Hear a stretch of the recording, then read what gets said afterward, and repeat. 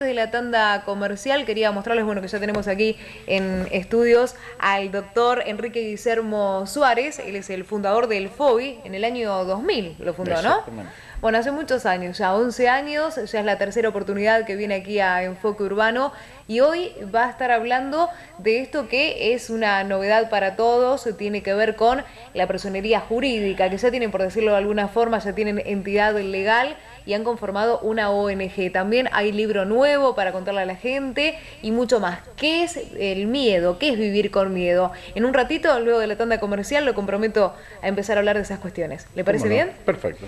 Bueno, nos vamos a una tanda comercial y ya volvemos.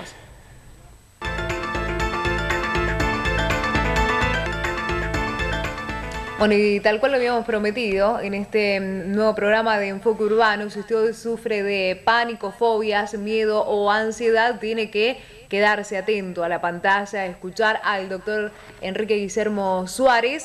Él es médico cirujano de la Universidad Nacional de Córdoba, médico psiquiatra de la Universidad Nacional de Buenos Aires, médico legista de la Universidad Nacional de Buenos Aires, especialista jerarquizado en psiquiatría y psicología médica del Colegio Médico de la Provincia de Buenos Aires, especialista consultor en psiquiatría y psicología médica del Colegio Médico de la Provincia de Buenos Aires. Me parece que un currículum más que amplio y más que voz autorizada para hablar de esta y de otras cuestiones. Por eso, bueno, nos saludamos por segunda vez y cuando hablamos de pánico, fobias, miedos o ansiedad, todo prácticamente nos derivan a lo mismo, a la palabra miedo. ¿Qué es el miedo? Más allá de que luego vamos a estar hablando del FOBI, este grupo de autoayuda, para tratar de entre todos ayudar a solucionar esta problemática. Pero vamos a comenzar por el principio. ¿Qué es el miedo, doctor?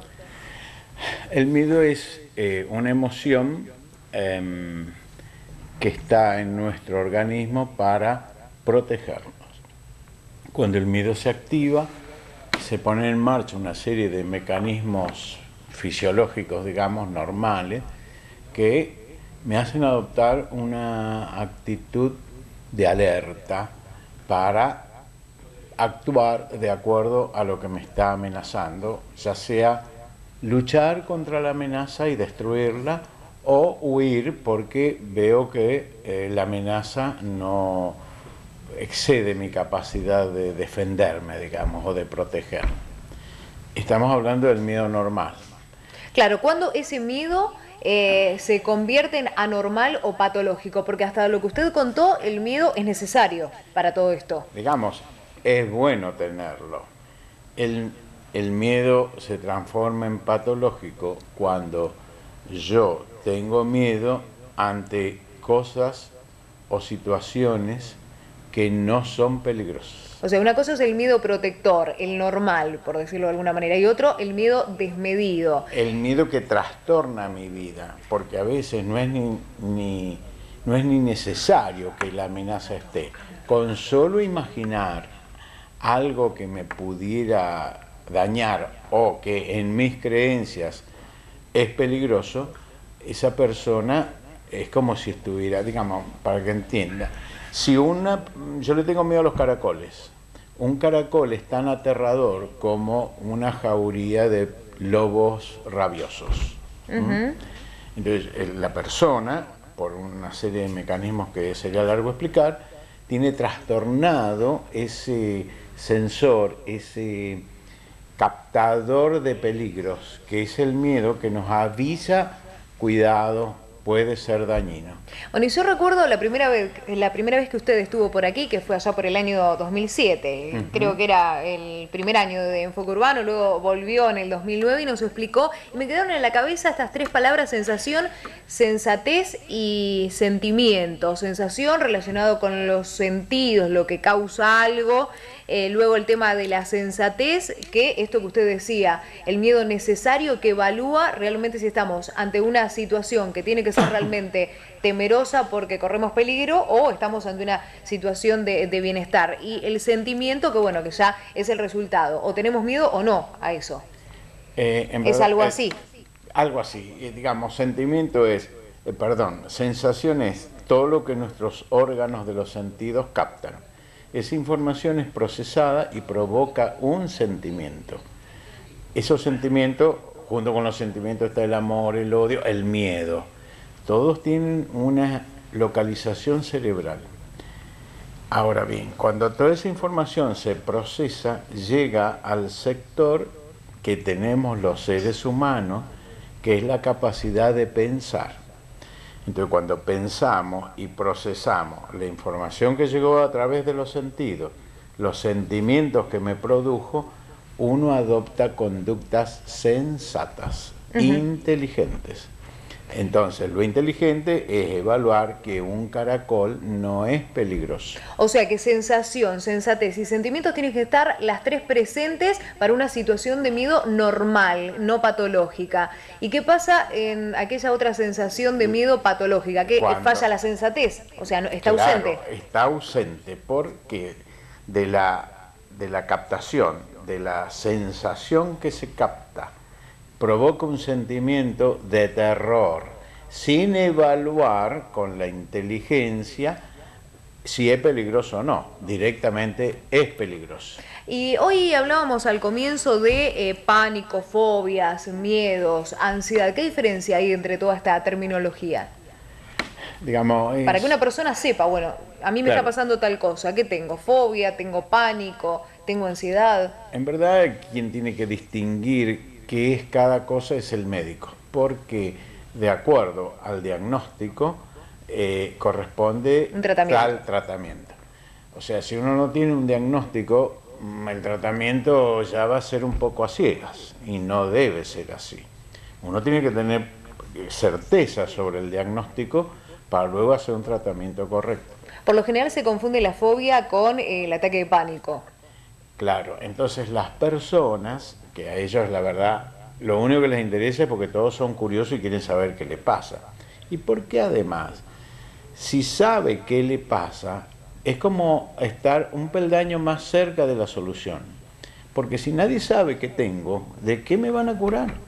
Claro. Entonces, cuando en televisión ven un programa como estos y se enteran los distintos diagnósticos y que esto que le pasa, que es tan desconocido y tan misterioso y tan sorpresivo, tiene nombre y apellido, la persona de algún modo siente un alivio porque, bueno, por lo menos ya saben qué es lo que tengo, y más de uno y más trae a los van, familiares claro, para más cuando van mostrarles a este tipo de grupos de autoayuda como el FOBI, que ve que no es a la única persona que le pasa eso, sino que hay otros semejantes que viven una situación parecida. Bueno, esa es una de las primeras cosas interesantes que le pasan a los que van al grupo.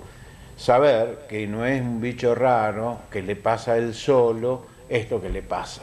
Sí, y grupo, y a propósito de lo que usted decía, que tiene sede en 5 ciudades de la provincia de Buenos Aires y 2 en Río Negro o una en Río Negro. Sí, algunas están con funcionamiento discontinuo, las únicas que están con continuidad es Torkins, Punta Alta y Bahía. ¿Una vez por semana? Una vez por semana. En el caso de Punta Alta, los días martes. Los martes a la hora 19:30. Bien, de 19:30 a 20:30 aproximadamente. Sí. ¿No? Una horita o quizás a veces se queda un poquito más. Sí, digamos, depende del interés. Digamos, hay reuniones que, bueno, nos damos cuenta que se nos hizo muy tarde y nos vamos.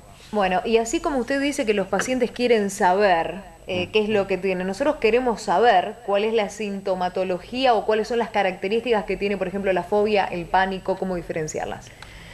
En sí, la sintomatología es como la misma con esta diferencia.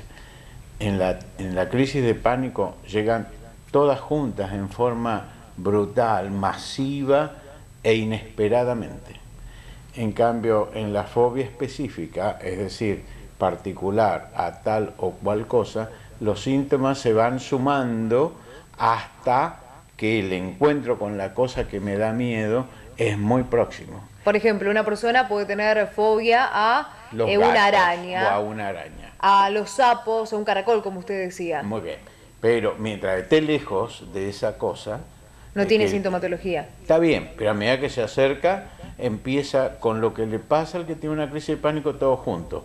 Le falta el aire, taquicardia, sudoración, calambres, que sienten como que 1000 agujas le clavan desde adentro hacia afuera, náusea. Digamos, los síntomas son 13.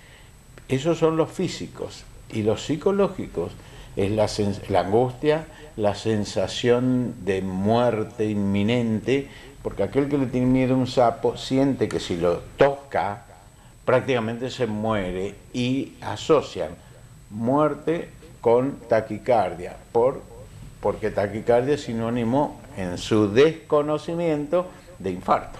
Claro. Infarto es sinónimo de muerte, como es lo único que saben de medicina. ¿Y si no saben, por ejemplo, que le tienen fobia a una araña, un sapo, como usted decía, hasta el momento no lo sabe? No, es que no es que se genere espontáneamente y se me ocurre ahora tenerle miedo a tal cosa. El miedo a tal o cual cosa viene desde muy chiquito. O sea que una vez que comienza el tratamiento, la terapia, ahí recién uno sabe a qué le tiene miedo, por ejemplo, también... El que le tiene miedo a algo sabe desde siempre que le tiene miedo a algo. A tal cosa, a las tormentas, a la muerte. Claro, lo que no sabe es la causa. No sabe la causa. Está bien. Y a veces tampoco se sabe y tampoco se detiene uno mucho en averiguar la causa. Lo importante es resolver lo que le pasa. En cambio, el que tiene una crisis de pánico, que no le tiene miedo teóricamente a nada, salvo a la crisis. Y el tema es que en ese caso lo que le aterra son los síntomas. La taquicardia, la falta de aire. ¿Por qué? Porque es la sensación de muerte inminente. ¿Cuánto dura un ataque de pánico? 15 minutos. Pero la persona que tiene una crisis de pánico y que se aterra con sus síntomas, para que usted me entienda, si yo le tengo miedo a los gatos, mientras esté lejos de los gatos, estoy muy bien. Está bárbaro, sí. Pero el que tiene una crisis de pánico y le aterran sus síntomas, a donde vaya se lleva los síntomas. Eso es lo angustiante de la crisis de pánico. Entonces, hay que enseñarle al paciente que, en ambos casos, a usar la corteza cerebral, es decir, recuperar la capacidad de pensar. Yo digo, es recuperar la dueñez, es un término inventado por mí, es recuperar el ser dueño de mí. Claro. Que en este momento mi jefatura de mí mismo se la di al miedo, y el miedo dispone si voy, no voy, hago, no hago. O cuando uno recupera ser dueño de sí mismo, el miedo queda afuera y ya no manda más mi vida. Si tengo ganas de ir al cine, voy, ¿no? Que ahora pienso si va a haber mucha gente. Porque, me falta por ejemplo, aire. lo complicado es ante una situación de claustrofobia, las personas que le tienen miedo a los espacios cerrados o agorafobia, los espacios abiertos o las fobias sociales. Eso es mucho más difícil. Un sapo, una araña puede llegar en determinado momento a evitarlo, pero ¿cómo hacer esto? El paciente se termina aislando para no encontrarse con la gente, para no encontrarse ante esa situación que le genera tanto miedo desmedido. ¿Por qué? Porque el recurso que usan todos para enfrentar sus miedos es evitar las situaciones. En vez de enfrentarlo. Claro, porque primero sabe que no puede. Y entonces más vale evita. Pero aquel que tiene que evitar, digamos, cuando tiene así más difuso como miedo a la muerte, miedo a los contactos sociales, se le hace más difícil que tenerle miedo a los gatos o a los perros o a las escaleras mecánicas. Ahora tiene miedo para elegir de todos los modelos, digo yo. Sí, porque cada vez hay situaciones de las más insólitas, ¿no? Y sí, el tema es que esas situaciones de lo más insólitas tienen que ver con mi historia personal. Es decir, con lo que a mí me tocó vivir. Y ahora, es de mucha importancia lo que ocurre en los primeros años de vida. Ahora, pero todo el mundo tiene pánico, fobias en la época en la que estamos viviendo. Antes no existían las fobias, el pánico, estos ataques manifiestos que usted recién daba cuenta. Sí, siempre existieron. Lo que pasa que ahora hay mucho más que antes. Ahora, ¿cuál fue el factor que determinó que ahora esta patología sea más frecuente? Las personalidades siempre estuvieron, el terreno, pero quien determina que el terreno brote en crisis de pánico es el nivel de estrés. Sí. El nivel de estrés ahora es mucho más grande que el que tenía nuestra abuelita, por ponerle un ejemplo. Nuestra abuelita vivía más tranquilo que nosotros, todo era más previsible. Hoy por hoy, digamos, no se puede salir como salía la abuelita a charlar con el vecino y a tomar mate y a la tardecita una cerveza. Hoy la abuelita hace eso y se llevan la abuelita, la silla donde está sentada. Entonces es una situación de tensión permanente. El trastorno de ansiedad siempre está relacionado con el estrés y en algún momento puede derivar un ataque de pánico o alguna fobia. El estrés es determinante que en determinadas personalidades florezcan estos cuadros. Por eso lo vemos con más frecuencia. ¿Cuál es la respuesta? Y hay que bajar los niveles de estrés. Pero como anda el mundo, es difícil. Entonces, ¿qué le recomienda usted a los pacientes? Mire, oportunamente... Porque trabajar hay que seguir trabajando y uno no puede estar en una burbuja. Oportunamente recomendamos 7 reglas para bajar los niveles de estrés. Si uno hace algunas cosas, como ir más lento, que a veces a mí me cuesta, por eso lo digo, hay que ir más lento, hay que comer sano, hay que aprender a hacer pausas. ¿Para qué? Para que la aguja de nivel de estrés vuelva a cero y yo mañana esté en mejores condiciones de enfrentar. Pero las dificultades van a seguir siendo. Lo que yo tengo que evitar es que las dificultades me desborden y se traduzcan en enfermedad. Hay enfermedades, a propósito que usted dijo, enfermedades que son mucho más graves que las fobias, los trastornos de ansiedad, los ataques de pánico, ¿no? Por ejemplo, una ACV. Bueno, uno de los factores que incide es el estrés. Y hay muchas otras patologías que tienen que ver con el nivel de estrés. Claro, le hacía esta pregunta teniendo en cuenta que la gente se debe preguntar, ¿alguien se muere de un ataque de pánico, de una fobia? Absolutamente no. Pero sí se puede morir de otras cosas. Pero no por la crisis de pánico. No, pero provocado por esto del estrés que usted mencionaba. Pero sabe que el estrés solo no mata. Es un factor, si usted le suma estrés, obesidad, cigarrillo, vida sedentaria, que come exceso de grasa, y ya tiene como un panorama ideal para hacer una ACV. Sí, una bomba. Pero uno solito de ello por ahí no alcanza. Pero cuando junta todo, ahí, y bueno, no se va a salvar de que le pase. Yo por eso intentaba ser positiva para los pacientes que padecen fobias, ataques de pánico, digamos, se puede sobrellevar una vida con mejor calidad. No, se puede recuperar una vida y vivirla con calidad y ser feliz. Se puede. Hay que hacer algunas cosas para que ello ocurra. Pero esto...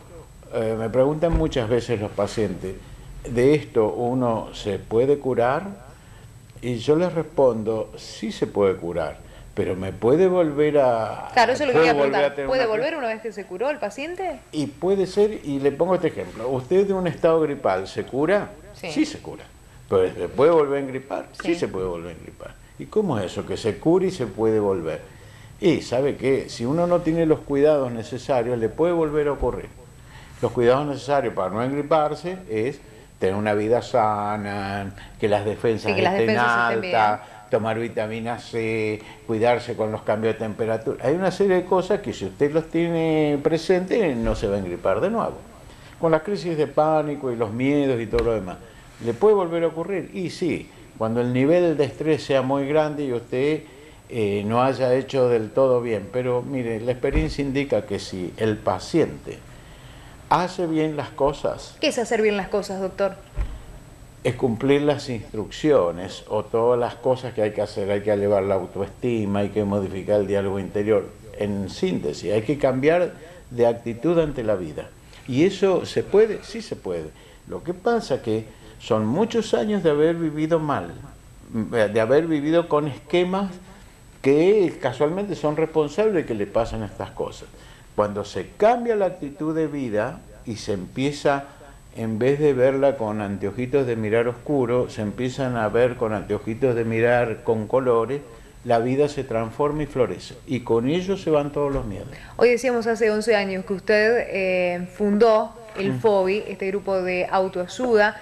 Casualmente, bueno, recién viene de una de las reuniones en Bahía Blanca, llegó a tiempo para el programa.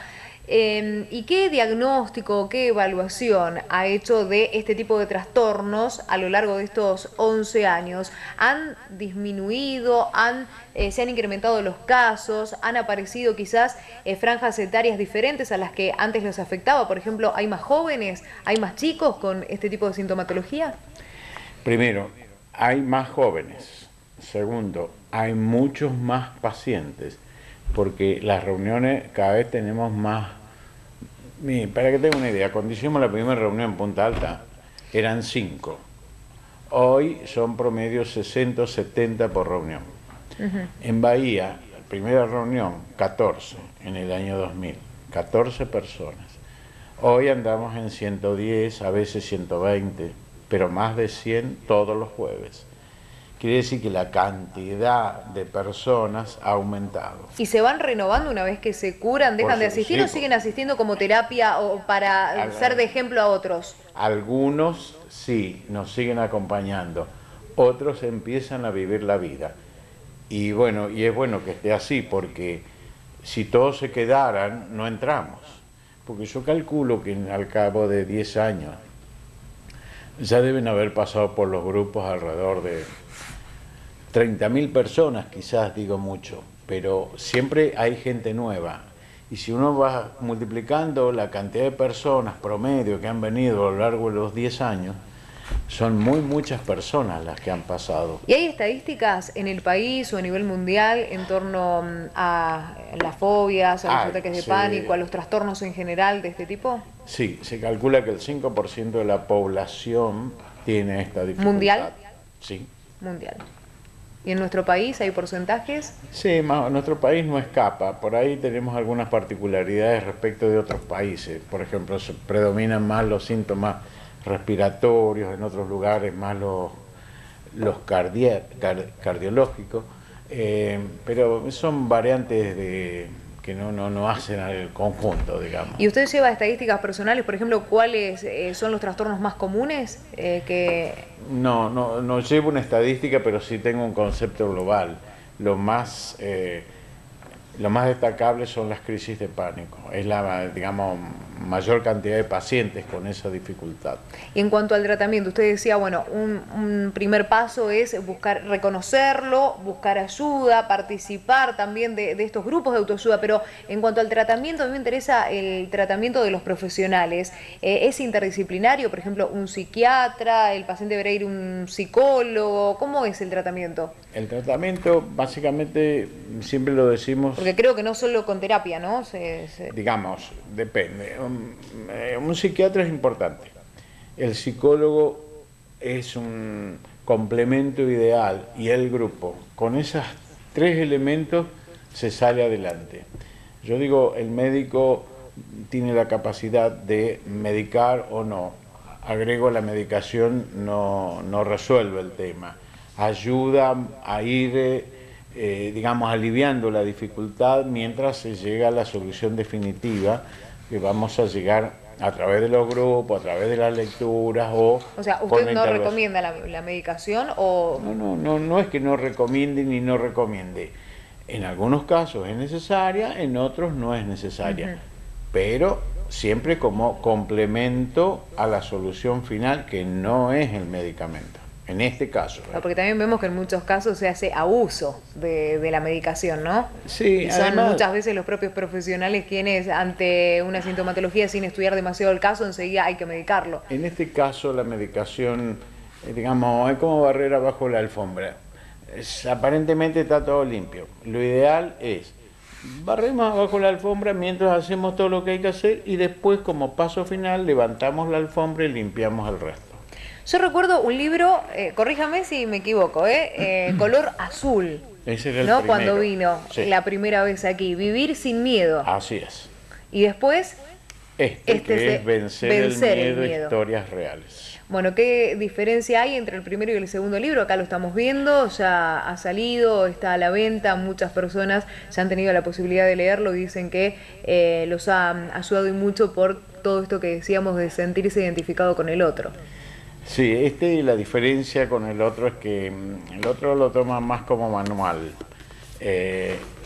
y este es más, digamos, el otro es como andar elegante y este de jogging, pero los dos cumplen la misma función y hablan de las mismas cosas. En el otro estaba esto de la sensación, sensatez y sentimiento también, ¿no? Sí, un poco digamos, explicando qué es cada cosa. En este también se toca ese tema, pero Decimos las mismas, no es que decimos las mismas cosas, Las llevamos a la tratamos práctica, el mismo claro. tema, pero dicho de distinto modo.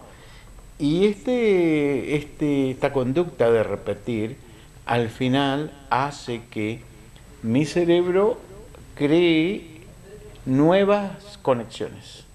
Entonces, con esas nuevas conexiones son las que en lo sucesivo les proponemos vivir la vida. Y lograr eso hace recuperar la felicidad. Y esto que le digo no es ocurrencia mía. Cualquiera que vaya al grupo va a escuchar los testimonios de personas que llegaron al grupo llorando y medio desesperadas porque no le veían salida. Y hoy por hoy, ellos lo dicen, ahora son personas felices. Así que es muy gratificante lo que pasa en el grupo. ¿Estos trastornos quizás a veces se confunden con otras enfermedades? Sí, existe el riesgo, pero cada vez los médicos están más informados y ya eso no ocurre, ¿no? Ahora es más Vox Populi, Claro. pero Entonces, hace al algunos años principio, atrás usted tuvo, me parece que remar un poco contra la corriente, ¿no? porque llegaban a la guardia con estas crisis y ante la duda lo mandaban a terapia. Entonces, para estudiar. Y el paciente estaba encantado, porque imagínense, ahora sí que van a saber lo que tengo. Parece paradójico, pero eso ocurría. Hoy por hoy las cosas, los médicos están más informados, apenas llega así desesperado, le da una pastillita, espera un poquitito, y entre que ya lo atienden y ya siente el paciente que está salvado. Doctor, para ir cerrando, me gustaría que me diga, bueno, esto que lo hablamos brevemente, el tema de Fobio ONG, ¿qué cambia a partir de ahora? Mucho no cambia, lo que sí, esto que empezó como una, digamos, una reunión de amigos, fue creciendo y bueno, y ahora le dimos identidad. Es como obtener nuestro DNI. Esto nos va a permitir recibir donaciones que van a ayudar a mejorar la tarea o ampliarla o llegar más lejos. O quizás tener un lugar propio, ¿no? No sé si tienen alguna sede, porque no, aquí en Punta Alta, en el Hotel Punta Alta, es donde ustedes digamos, siempre se estamos reúnen. dependiendo de la buena voluntad de las personas. En este caso, el Hotel Punta Alta nos cede el salón de actos todos los martes.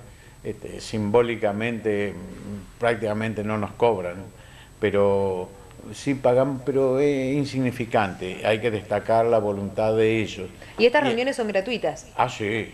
Todo lo que hacemos Cualquier es persona puede ir de manera gratuita. libre y gratuita. Entonces, mi sueño algún día es tener un local propio, una institución, una especie de centro para, digamos, para ayudar a las personas ansiosas y brindarles asistencia gratuita. Entonces, que la ONG FOBI pague a los psicólogos, psiquiatras y demás y brindar asistencia a toda la gente. Eso es un sueño grande. No creo que lo doctor, alcance a ver. dejamos a la gente el contacto vía internet para que le escriban. ¿Le parece? Eje Suárez, con Z al final, @yahoo.es, es el correo electrónico del doctor. Bueno, este es el libro que ya lo mostramos, Vencer el Miedo, Historias Reales. Y los sábados de 11:30 a 12:30, reuniones semanales online por internet también. Sí, tenemos un chat. Usted dice que hay que bajar un poco un cambio, pero No, trabaja y mucho. Hay gente que me ayuda. Ahí en el chat se van a encontrar con Guido, que es un brazo derecho mío, y él conduce el chat los sábados.